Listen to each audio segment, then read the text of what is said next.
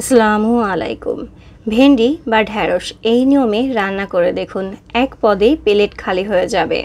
তো প্রথমে চুলায় একটি কড়াই দিয়ে সামান্য পরিমাণে তেল দিয়ে দিলাম, তারপরে 2টা ডিম ভেঙে দিয়ে দিচ্ছি। এখন এই ডিম দুটাকে আমি ভেজে নেব। তো এখন এখানে আমি সামান্য একটু লবণ দিয়ে দিচ্ছি, দিয়ে ডিমটাকে খুব ভালো করে একটু ভেঙে দিয়ে তারপরে এটাকে ভেজে নিতে হবে।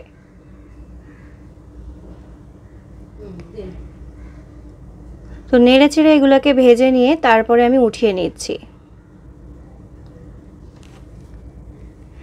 তারপরে এটাকে উঠিয়ে নিয়ে এক সাইডে রেখে দিচ্ছি। একই কড়াইয়ের ভিতরে আমি আবারও তেল দিয়ে দিচ্ছি।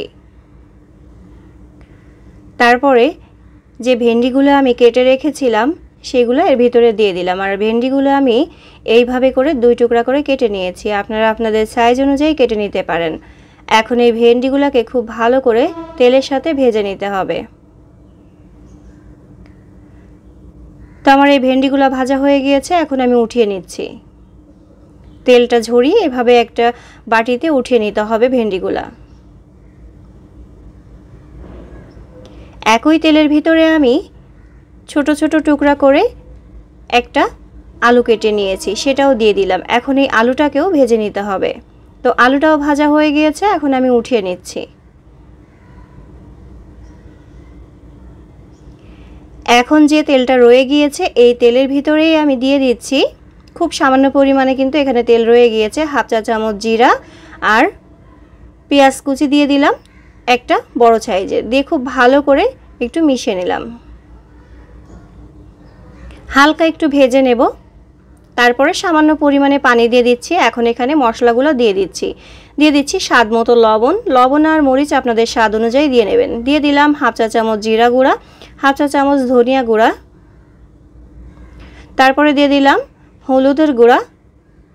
হলুদের গুঁড়াটা আমি 1 চা চামচ দিয়েছি। তারপরে গরম মশলা গুঁড়া দিয়ে দিলাম 1/2 চা চামচ।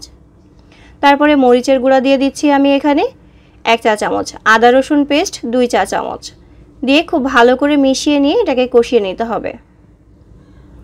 তো এটা কষানো হয়ে গিয়েছে। এখন সেই ঢেঁড়স বা ভেন্ডি তারপরে ভেজে রেখেছিলাম আলুর সাথে, সেগুলো একসাথে দিয়ে দিলাম। তারপরে 2টা ছোট ছোট টমেটো কুচি করেছি সেটাও দিয়ে দিলাম, মানে ছোট ছোট কিউব করে কেটে নিয়েছি, সেগুলো দিয়ে তারপরে সেই ডিমগুলো ভেজে রেখেছিলাম সবগুলো একসাথে দিয়ে খুব ভালো করে মিশিয়ে নিতে হবে।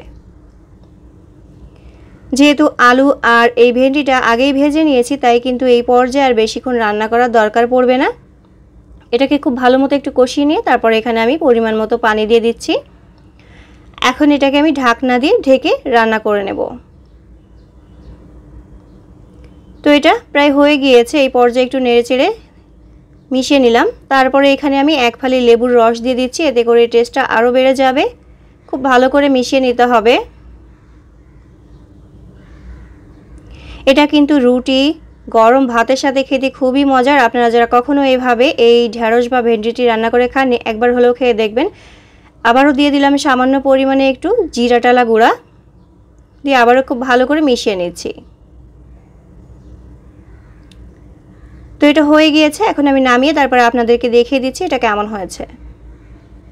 আশা করি আজকের এই সহজ রেসিপিটি আপনাদের ভালো লাগবে। আজকের মতো বিদায় নিচ্ছি, আল্লাহ হাফেজ।